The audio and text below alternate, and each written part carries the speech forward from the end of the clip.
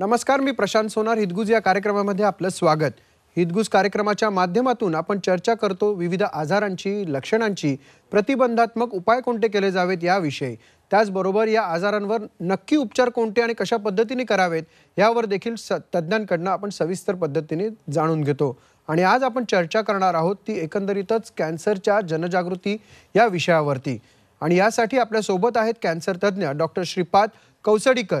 Sir, कार्यक्रमामध्ये आपलं स्वागत. नमस्कार. नमस्कार प्रशांत, सर्वांना नमस्कार. डॉक्टर श्रीपाद यांच्याबद्दल सांगायचं झालं तर ते MBBS आहेत, MD DM मेडिकल ऑन्कोलॉजीमध्ये त्यांनी केलेलं आहे.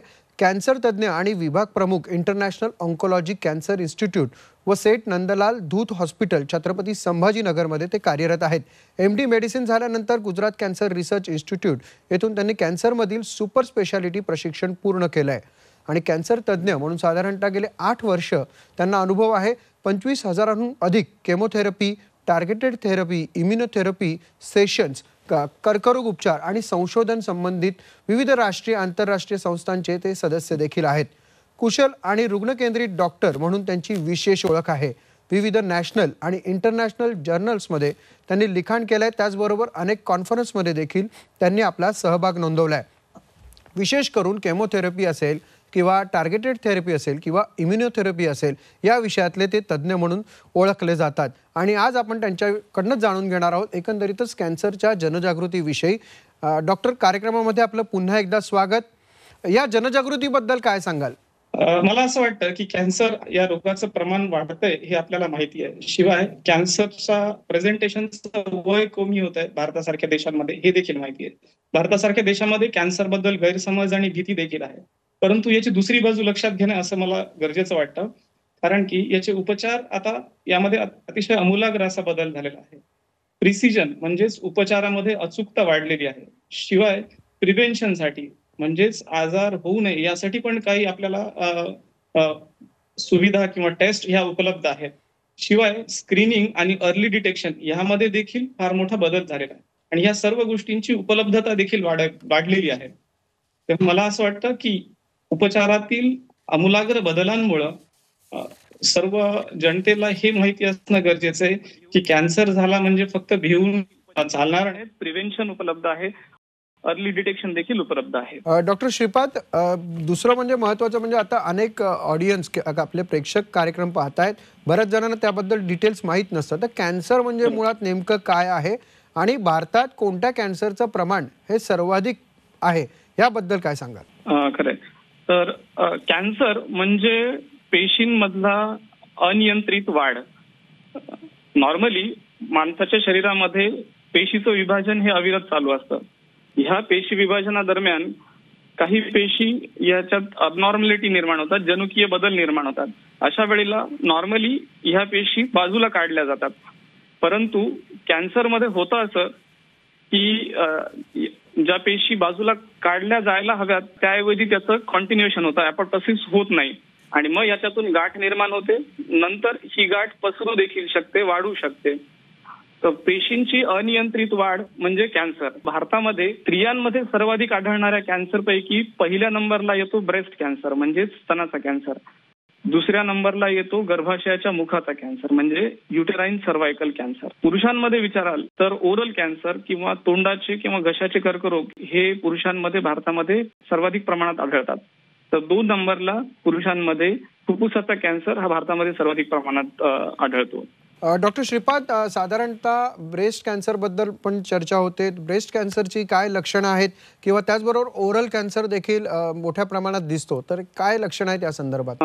त्यांच्या ब्रेस्टमध्ये, त्यांच्या स्तनामध्ये बदल जाणवू शकतात, जसं की स्तनामध्ये गाठ जाणवणे किंवा काखीमध्ये गाठ जाणवणे किंवा स्तनाच्या स्किनवर काही बदल जाणवणे, स्तनाग्रामधून काही स्त्राव येणे किंवा त्यामध्ये काही बदल जाणवणे, ही काही सुरुवातीची लक्षणं असू शकतात. अर्ली ब्रेस्ट कॅन्सरची लक्षणं असू शकतात.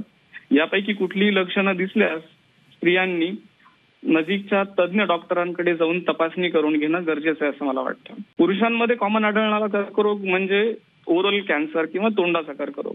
याची लक्षणं म्हणजे न बरी होणारी जखम जी की जिभेवर किंवा तोंडातल्या आतल्या भागावर असते किंवा तोंडावर काही सूज येणे किंवा गळ्याच्या भागात काही गाठी निर्माण होणे, कधी कधी तोंडातून रक्तस्राव होणे, ह्या आणि अशा प्रकारचे लक्षणं जाणवल्यास देखील पेशंट्सनी नजीकच्या तज्ज्ञांकडे जाऊन त्याची तपासणी केली पाहिजे आणि नक्की केलं पाहिजे की हा कॅन्सर असू शकतो. डॉक्टर श्रीपाद, साधारणतः या कॅन्सरचं निदान कशा पद्धतीने करायचं, कशा पद्धतीने होऊ शकतं? कॅन्सरच्या निदानामध्ये 2 गोष्टी महत्वाच्या असतात. एक असतं टिश्यू डायग्नोसिस आणि दुसरं असतं स्टेजिंग किंवा इमेजिंग. टिश्यू डायग्नोसिस म्हणजे काय, तर उदाहरणार्थ ब्रेस्ट कॅन्सर आहे, तर ब्रेस्ट कॅन्सरमध्ये जी गाठ पेशंटला जाणवून येते किंवा जी लक्षणं दिसतात, तर त्या गाठीमधून एक नमुना घेणे, सुईच्या द्वारे सोनोग्राफीमध्ये पाहून योग्य ठिकाणाहून नमुना घेऊन त्याची आपण तपासणी करतो आणि हे नक्की करतो की यामध्ये कॅन्सर आहे का. यात आणखी एक महत्वाचं असं की ही जी टिश्यू आहे, हा जो काही नमुना आहे, हा पुढे आपल्याला ट्रीटमेंटच्या दरम्यान देखील कामी येऊ शकतो. जसं की यावर पुढच्या काही टेस्ट करून इम्युनोहिस्टोकेमिस्ट्री किंवा मॉलिक्युलर प्रोफाईल अशा टेस्ट करून आपण कॅन्सरच्या ट्रीटमेंटमध्ये देखील याचा वापर करू शकतो किंवा उपयोग करून घेऊ शकतो. हे अगदी महत्वाचं आहे. दुसरी महत्वाची गोष्ट म्हणजे कॅन्सरची स्टेज. तर कॅन्सरच्या स्टेजसाठी सहसा सीटी स्कॅन किंवा पेट स्कॅन ही तपासणी आपण सांगतो. यामध्ये पेशंटचा कॅन्सर जिथे सुरू झाला, उदाहरणार्थ ब्रेस्ट कॅन्सर ब्रेस्टमध्ये सुरू झाला तर तिथेच आहे का, तिथल्याशिवाय काखेमध्ये पसरलाय किंवा दुसऱ्या कुठल्या अवयवांमध्ये देखील पसरलाय का, हे आपल्याला लक्षात येतं. यावरून आपण पेशंटच्या आजाराचं स्टेजिंग करतो. प्रकार आणि आजाराचं स्टेजिंग यावरून आपण पुढची ट्रीटमेंट नक्की करू शकतो. डॉक्टर, या संदर्भात कोणकोणत्या उपचार पद्धती सध्या आहेत? सर्वात महत्वाचं म्हणजे यामध्ये 2 प्रकारे विभाजन करता येईल उपचार पद्धतींचं. सॉलिड कॅन्सर्समध्ये लोकल थेरपी म्हणजे सर्जरी किंवा रेडिएशन थेरपी ह्या लोकल थेरपीज आहेत. त्या आजाराचं, त्या गाठीचं किंवा तिथलं लोकल ट्रीटमेंट करण्यासाठी. आणि दुसरं म्हणजे सिस्टमिक थेरपी किंवा मेडिकल मॅनेजमेंट. सर्जरीद्वारे आपण असलेली गाठ काढून घेऊ शकतो किंवा रेडिएशनद्वारे, उदाहरणार्थ घशाचा कॅन्सर आहे तर तिथलं रेडिएशन देऊन आपण त्या कॅन्सरच्या सेल्स तिथे नष्ट करू शकतो.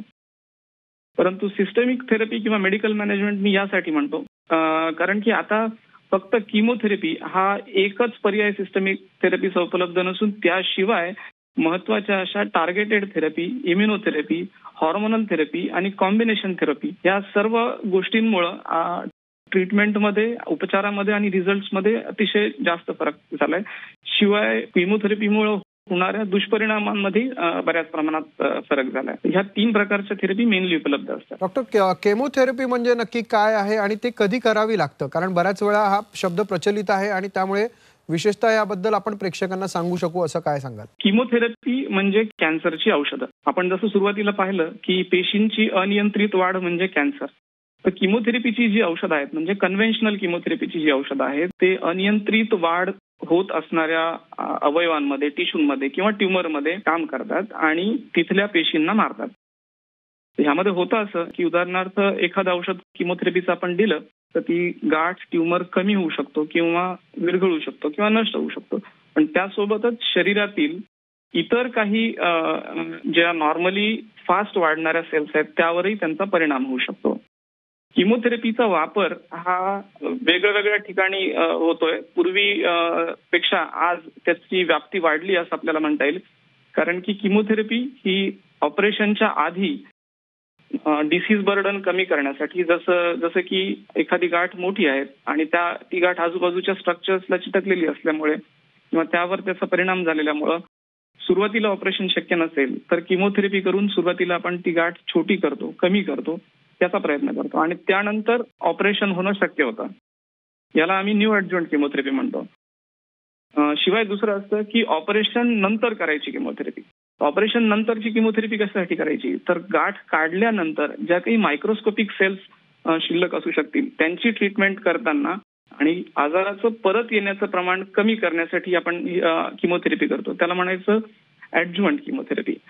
तिसरं म्हणजे कॉन्करंट किमोथेरपी, म्हणजे रेडिएशन आणि किमोथेरपी हे दोन्ही सोबत चालतं. या वेळेला किमोथेरपी रेडिएशनचा परिणाम वाढवण्याचा प्रयत्न करते.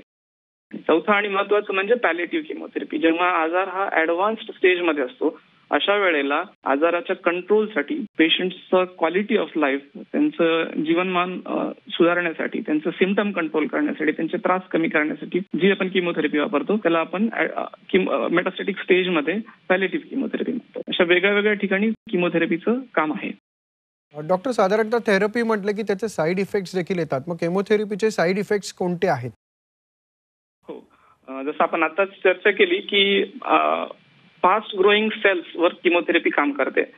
तर शरीरातल्या ज्या नॉर्मली फास्ट ग्रोईंग सेल्स आहेत, जसं की केस झाले, हेअर्स किंवा नेल्स, आपली नखं, किंवा आपल्या तोंडामधलं किंवा पोटामधलं जे मधलं आवरण आहे, आम्ही त्याला म्युकोजा म्हणतो, ह्या गोष्टी लवकर लवकर बदलत असतात. शिवाय शरीरातील रक्त आहे, तर हे याचं प्रमाण असं असतं की याचं विभाजन लवकर लवकर होत असतं.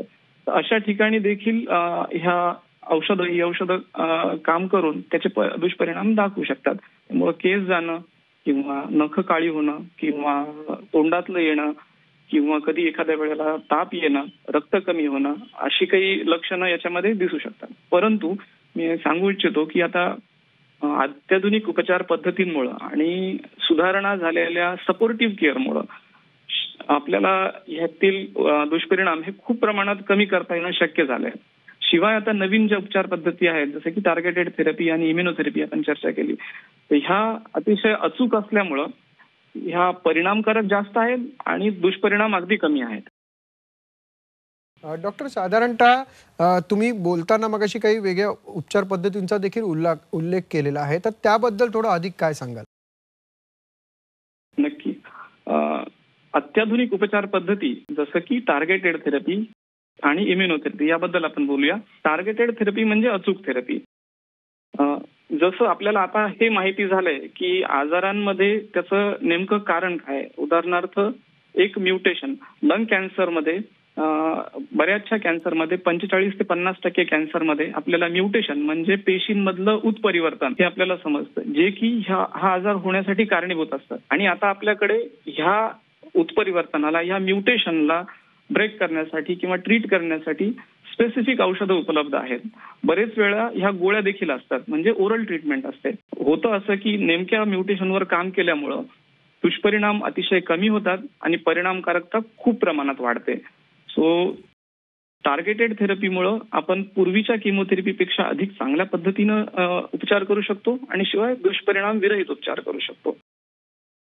इम्युनोथेरपी ही दुसरी प्रकारची ऍडव्हान्स थेरपी आहे.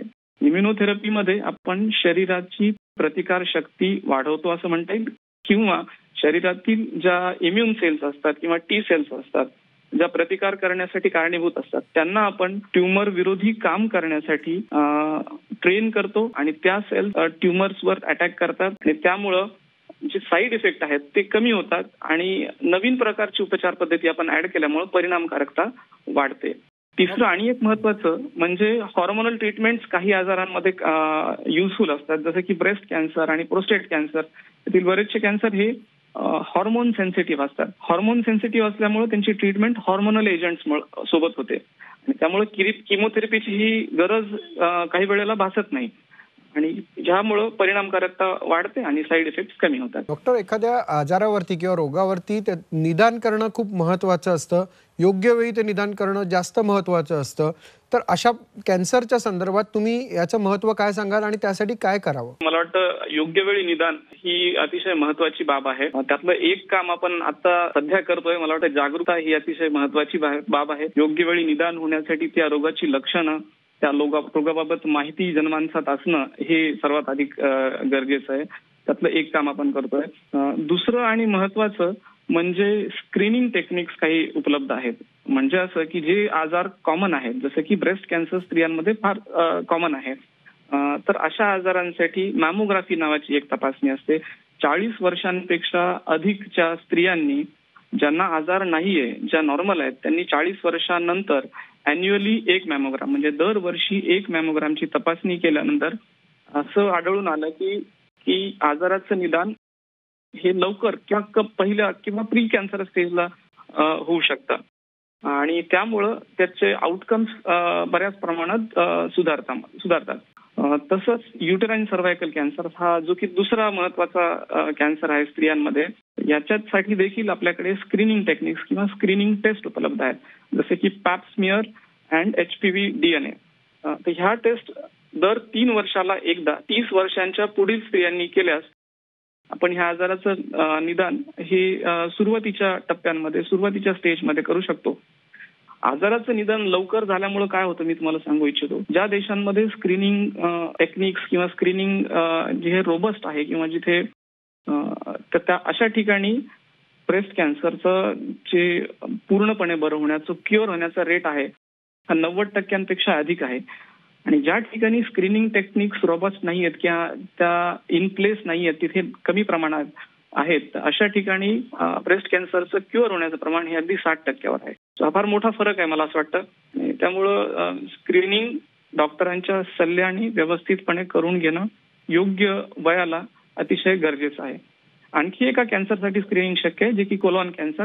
त्यामध्ये 45 वर्षांच्या पुढे आपण फिकल ऑकल ब्लड टेस्ट किंवा कोलोनोस्कोपी नावाची टेस्ट करू शकतो, जी स्क्रीनिंग टेस्ट म्हणून कामी येते.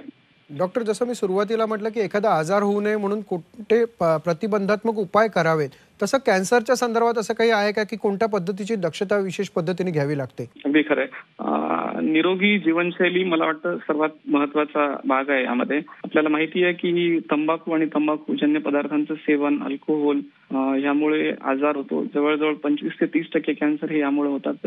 तेव्हा ह्या पदार्थांचं, तंबाखूचं सेवन टाळणे, बंद करणे, अल्कोहोलचं सेवन लिमिट करणे हे अतिशय महत्वाचं आहे.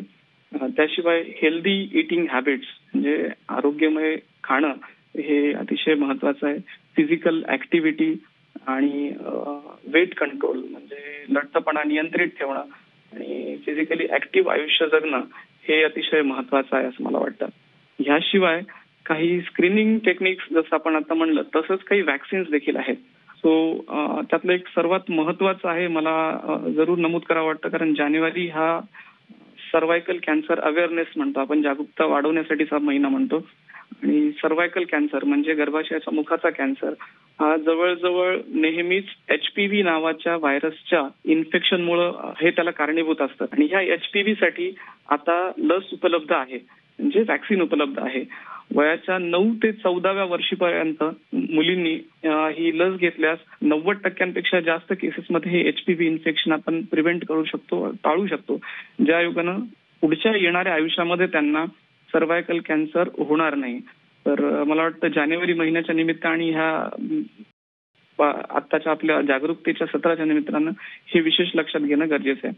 याशिवाय हेपॅटायटिस बी ह्या वॅक्सिन, हेपॅटायटिस बीचं वॅक्सिन देखील घेणं गरजेचं आहे, ज्यामुळे लिव्हरचा कॅन्सर आपण टाळू शकतो. डॉक्टर, खरं तर कार्यक्रमाची वेळ संपत आली, पण जनजागृतीचा विषय आहे, तर 2 गोष्टी तुमच्याकडनं जाणून घ्यायच्या आहेत की मुळात कॅन्सर हा अनुवंशिक आहे का, आणि दुसरी गोष्ट की या प्रेक्षकांसाठी तुम्ही काय संदेश द्याल, आणि विशेषतः तुम्ही ज्या संस्थांमधनं कार्य करत आहात त्याबद्दल काय सांगाल?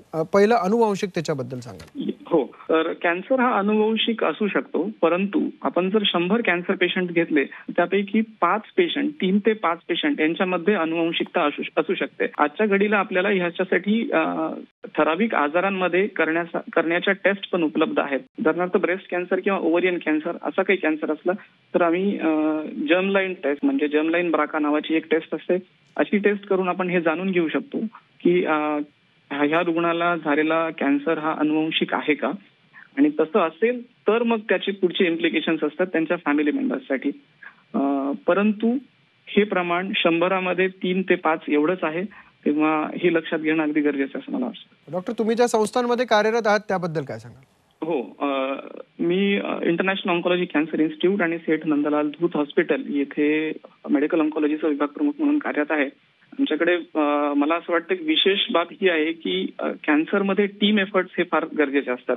सर्व समावेशक म्हणजे कॉम्प्रिहेन्सिव्ह कॅन्सर केअर ही अतिशय क्रुशल असते, अतिशय महत्वाची असते. तर आमच्याकडे radiation oncology, surgical oncology, medical oncology ह्या सर्व विभागातली सर्व अत्याधुनिक उपकरणं, अत्याधुनिक सुविधा आणि सर्व तज्ज्ञ उपलब्ध आहेत. ह्या सर्वांच्या टीममुळे कुशल कर्मचारी जे त्यांना चांगलं ट्रेनिंग प्रशिक्षण मिळालेलं आहे, याच्यामुळं आम्ही अतिशय चांगली रुग्ण सेवा, आम्हाला याचं समाधान आहे की आमच्या मराठवाडा, खानदेश आणि विदर्भातील बऱ्याचशा भागासाठी चांगली रुग्णसेवा, भक्कम शास्त्रीय पायावर आधारित असलेली आणि रुग्णकेंद्रित अशी सेवा देऊ शकतो, याचं मला समाधान वाटतं. जागरूकता ही अतिशय महत्वाची आहे आणि विविध उपचार पद्धतीमधील आमूलाग्र बदल हा लक्षात घेऊन लोकांनी भीती, संकोच दूर ठेवून योग्य तज्ञांकडे योग्य ट्रीटमेंट घेतल्यास आपण कॅन्सरवर मात करू शकू. धन्यवाद. निश्चित डॉक्टर, तुम्ही इथे आलात आणि कॅन्सरच्या दृष्टीने जनजागृतीसाठी एक पाऊल उचललं, त्याबद्दल आपले आभार. आणि प्रेक्षकांना देखील तुमच्या माध्यमातून असं सांगतो आहोत की तुम्ही योग्य त्यावेळी योग्य निदान करा, म्हणजे कुठल्याही आजाराची आपल्याला शक्यता ही फार दुर्मिळ होऊन जाते. अर्थातच निश्चितच त्यासाठी तज्ज्ञांचं मार्गदर्शन देखील असतं आणि आमचा हा छोटासा एक प्रयत्न या अनुषंगाने होता. डॉक्टर श्रीपाद, तुम्ही या कार्यक्रमात आलात त्याबद्दल आपले धन्यवाद. थँक्यू, धन्यवाद. हितगुज या कार्यक्रमामध्ये आता इथेच थांबतो आहोत. पाहत राहा झी 24 तास.